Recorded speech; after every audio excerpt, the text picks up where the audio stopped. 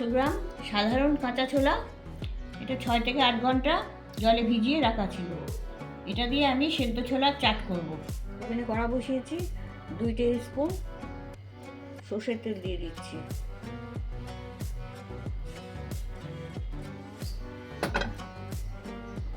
তেলেতে কিমা করা আদার কুচি আর কিমা করা কাঁচা লঙ্কার কুচি দিয়ে দিচ্ছি। ধনেপাতার কুচনো ডাঁটি দিয়ে দিচ্ছি। এগুলো হালকা করে ভাজা হয়ে গেছে, আমি এবার এতে ছোলাটা দিয়ে দিচ্ছি।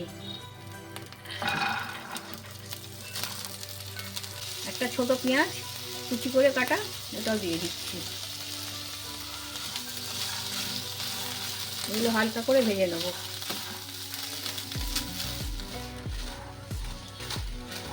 ভাজা হয়ে গেছে, অল্প করে জল দিয়ে দেবো।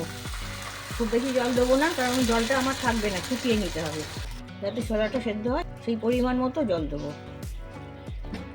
খুব সামান্য নুন দিচ্ছি, এরপরে আবার বিট নুন দেওয়া হবে এতে, তাই অল্প করেই নুন দেওয়া হলো। 3টে গোটা কাঁচা লঙ্কা দিয়ে দিচ্ছি। এগুলো মিক্স করে দেবো। এবার একটু ঢাকাটা দিয়ে দেবো 5 মিনিট। মিডিয়াম আঁচটা করে দেবো।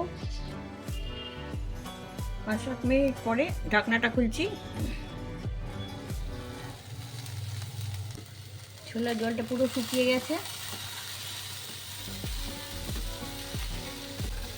মাঝে একবার ঢাকনা খুলে আমি এটা নাড়াচাড়া করে দিয়েছিলাম যাতে সব ছোলাগুলো ঠিক মতন সেদ্ধ হয়।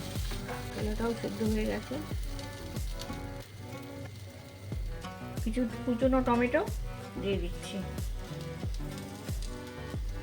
দুটিখানি ধনেপাতা কুচি দিয়ে দিচ্ছি। 1/2 টিস্পুন বিট নুন দিয়ে দিচ্ছি। 1 টিস্পুন চাট মশলা দিচ্ছি। এগুলো মিক্স করে দেবো। এটা ভীষণ মুখরোচক, জিভে জল আনা খাবার একটা।